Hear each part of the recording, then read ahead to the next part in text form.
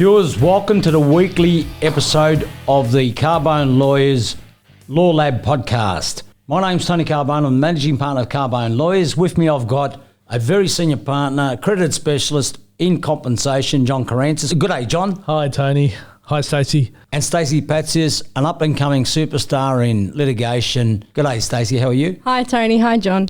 Our episode's about public liability, which is very, very important because it deals with people falling over in supermarkets, cinemas, in public places. You know, the obligations of the invitee, the occupier, and it's amazing how many accidents actually happen. I'm looking forward to discussing that, Tony, but before we get to that, what's in the news? Well, John, I want to take up this issue about this whole coronavirus issue. Oh, yes. You know, we're talking about a virus that's escaped Wuhan. Yes. In China. Which the Chinese deny, but anyway. Yes. And from the wet market, Tony. The wet markets, yes. And they're still operating. Oh, yes. Now, the thing I want to talk about is this. In the US, there's a law firm that's launched a class action to the tune of $6+ trillion. Well, What's that called, John? I think we should join it, Tony. I actually think we should. Well, we don't know the full extent of the damage at this stage because, quite frankly, 185 countries have been rendered almost spineless. Exactly. $7 trillion might not be enough. Yeah, no, $7 trillion is probably only to cover off on some of the US people. Tony, we are just Australia alone. It's going to take us 19 years to pay off the extra debt that we've incurred because of the COVID virus. I'm a bit scared to see what our next increase in taxes are going to be, Stacey. I don't even want to look at it, to be honest. Yeah, look, GST will probably have to go up. So this law firm in America has issued a class action, I guess, damages against China for letting loose reparations. Reparations. Yeah, reparations for the damage that this COVID virus has done to the world. Yes. To the economies of the world. Or in that case, it would be a couple of states, I'd imagine, because I think the budget in America would be over $100 trillion. See, in Australia, our budget's around $2 trillion.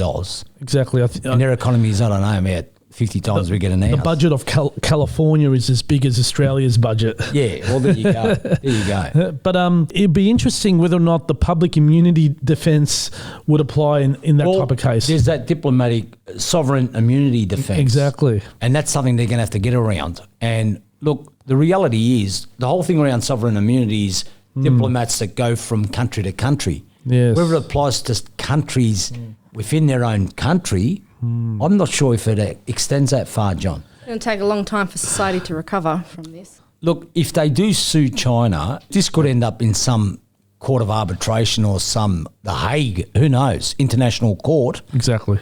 The thing is, there was an issue about assets, but the Chinese got a lot of assets within America. And in every country. Yeah. In every country. So you could always forfeit those assets. It wouldn't be hard to execute, would it? Exactly. No. So I think that wouldn't be an issue. Hey, look, we'll take up this topic in due course. It's pretty interesting. But in the meantime, let's get on to this first case. This is absolutely critical, this case, John. Oh, yes. It's the watermark of public liability. It's probably the leading precedent. It is. Strong and Woolworths Limited. It's a High Court decision in 2012. Stacey, you want to give us the basic facts? Yes, Tony. So in 2004, September 2004, Strong was walking in a shopping centre that was operated. Woolworths had a shop that was in a shopping centre, and she actually had an amputated leg, and her crutch, as she was walking, slipped on a chip that was left on the floor for quite some time. And so this is outside a food court area? Yes. Okay. Oh, John, you raise an interesting point. In a lot of these cases, you find that there's multiple defendants, isn't there? Exactly, yes. The head occupier who owns the premises. Then it's all the lessees and tenants. The tenant, and then maybe the cleaning contractor. The cleaner, 100%. They always get involved. Exactly. Cleaners never escape in these anyway, cases. Go on, Stacey. Yeah, so it was found that they left the floor unattended for a period between maybe about 4 hours or so. So Mrs. Strong has sued for injuries. Correct. She's fallen over. She's sued for injuries. And what's happened there? Well, she lost in the first instance. Yes. I mean, this ended up in the High Court. She did. Yes. This went to the New South Wales Court of Appeal. And she lost there too. Yeah. So it ended up in the High Court, John. And what was the main issue? involved here? The main issue was the maintenance schedule and how often they should clean and maintain the floor. And the High Court had decided that should be no more than 20 minutes.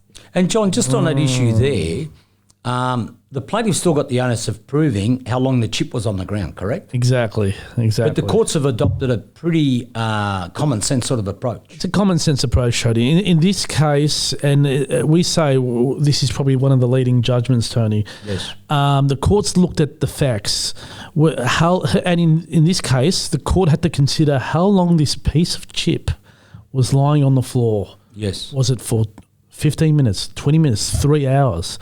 Now, in the end, they determined that it was for the long period of time between 8 a.m. and 12 p.m.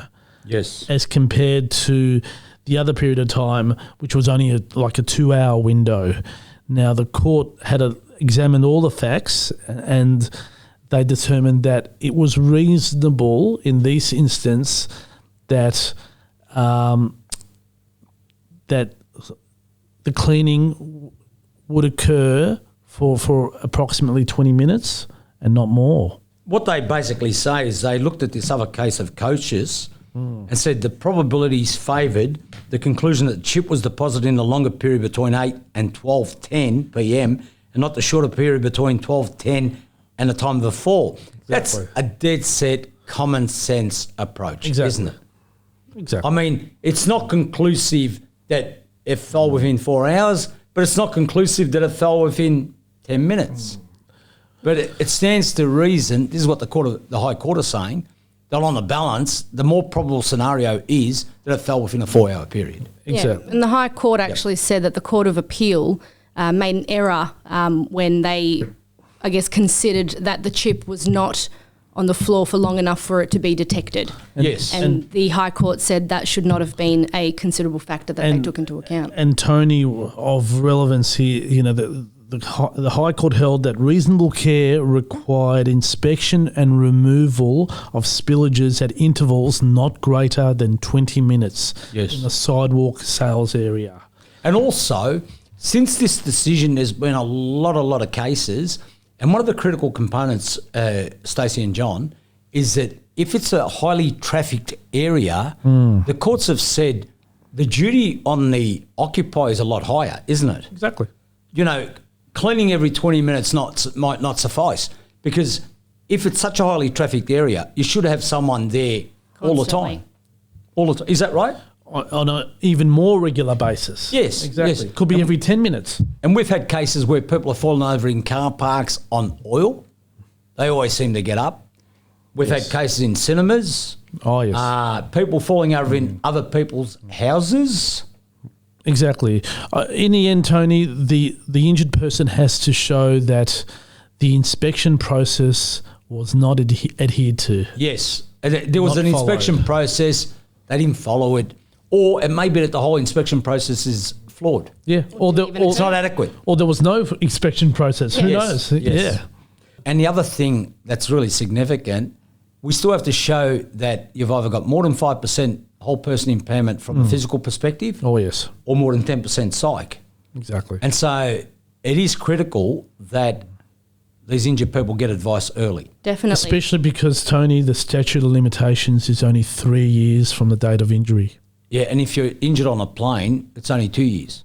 The plane. A lot of people have been caught out in those. Oh, yes. And it's a very strict test. You can't ask for extensions outside of that.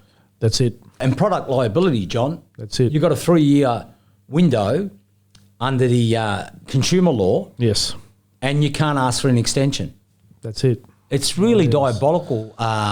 You know, you've really got to get advice because it's so tricky, isn't it? The sooner the better, because these cases are complicated, Tony. Make sure you get advice off someone that knows what they're talking about, because a lot of people out there sort of think they know what they're talking about. And it's also very important that if you have these type of cases that you preserve the evidence and you keep, whether it be the trousers or the crutches or anything that had even photos, the grease video, of the chip, witnesses. Everything. Well, talking about the evidence, Tony, we recently settled a case for pain and suffering damages whereby our client was on a bike, not a motorbike, a bicycle, and the actual pedal and the mechanism holding the pedal broke Came off. off Yep. whilst he was pedaling. He fell off the bike, suffered severe scarring on his leg. Now, we sued under the Consumer Act Yes. and under the common law, The wrong side. and under the Wrongs Act, the manufacturer and the bike shop were both held liable and Okay. both paid out, Tony. So, and again, that was all done. Well, actually, it was done about a year after the injury.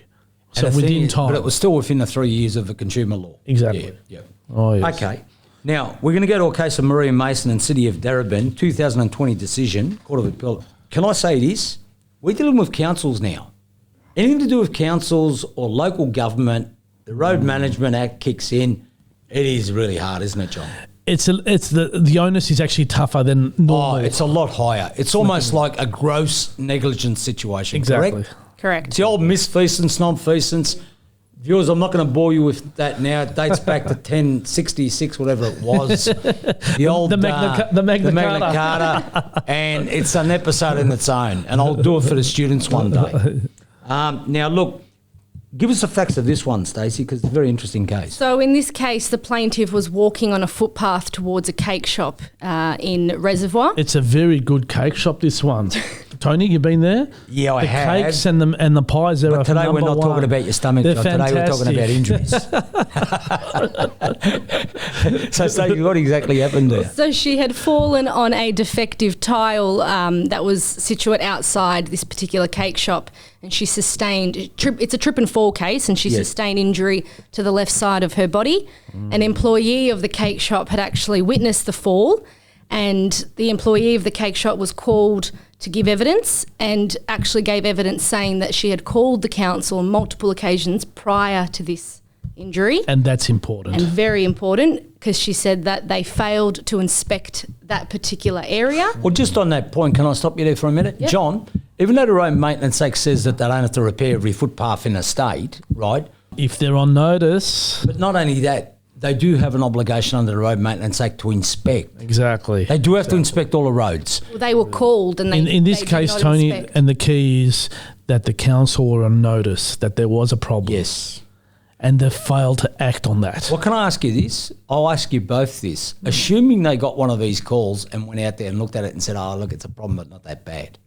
Ah, The plaintiff still got up? well, that's a defence on their part. Yeah. In this case, But Then you'd have to get an engineer. Exactly. Could she see that the step was defective? you'd have to show that Oh, yeah. that the actions of the council in dismissing Were reasonable. were not reasonable, as in they should have actually acted on the complaints Yes. to fix the problem. And John, not if this had dismiss been it. a footpath, and let's say she tripped on an elevated or cracked footpath, the council would have to complete the fence, unless they were doing work in the area. Well, that's. I mean, they're saying that in this case, the tiles on the footpath were damaged and needed repair. They So ha- it's a hazard, it's a hazard which is not which needed repair. yeah. The council did not act on it. It's a hazard that's Yeah. not remote. It's a dead set hazard. It was isn't it? akin to a trap. Yep. Now, if the council acted on it, fixed it up, we wouldn't be here today, would Yes. No, I agree. They actually sent out an investigator, and at trial, the assessment report came out saying there was nothing wrong with the tiles. And funny enough, she had actually taken photos immediately after, and the photos showed that the tiles were worn, it was cracked, and the court believed the plaintiff. It contradicted. Yeah. Well, just on that defendant's note, defence. Yep. what would you say to prospective plaintiffs or people that you represent? Very, very important you contact lawyers immediately, because in these particular cases, councils generally try to contact plaintiffs to offer some form of compensation to try and get rid of them. And importantly, Or they Stacey, change the circumstances. Correct. They might need repair them. take photos Take of the photos. injury site. That's Straight where I was away. coming from, John. Yeah. Straight away. That's so vital. Look, I like photos and also video. Because, see, my view is generally you're better off to get video of the immediate area as well, because it puts a perspective on the whole thing. Because how many times, Tony, have we gone to the site and it's been covered up? Or you've changed it. Yep. And then you've got to go on recollection. And let's be realistic, people's recollections are pretty poor. Can fade over time. Don't you think? Over years, they fade. We're talking about over Simple. days. So this is a classic case of, Tony, a complaint has been made to the council to fix up the problem, and the they did council nothing. has ignored it. In photographic evidence has shown that there was damage, and the lady has won because of that. That was her photographic Exactly. evidence. So They again, didn't lucky. provide any. No, the council no. Yeah. And look, just on that, this is probably one area of practice where getting lawyers involved early is pretty critical. It's critical, Tony, because firstly, you've only got 3 years to lodge these claims. Yes. After that, that's it. There goes but your rights. preserving the evidence, I liken it to a crime scene. It's a crime scene. You know, if you don't hurry up and, get someone out there to take, you should take photos yourself. You need to take photos yourself. But, if the lawyer gets involved, he'll say, is there witnesses? Is there this? Is there that? And this, and how to cover off. Yeah, and in this case, the witness was critical from the employee yes. from the cake shop. Can you notify the viewers of what our number is? Carbone Lawyers number is 1800 369 888. John, thanks for coming on board. Thank you, Tony. And again, any advice regarding slips and falls in the public setting at Coles, at supermarkets, which occur all the time, Tony, please contact the Restaurants, experts and we will advise you. playgrounds. Oh, yes. Oh, you name it. Viewers, thank you for listening and watching our episode this week. Stay tuned for future episodes. Go to our social media platforms and always remember to stay safe.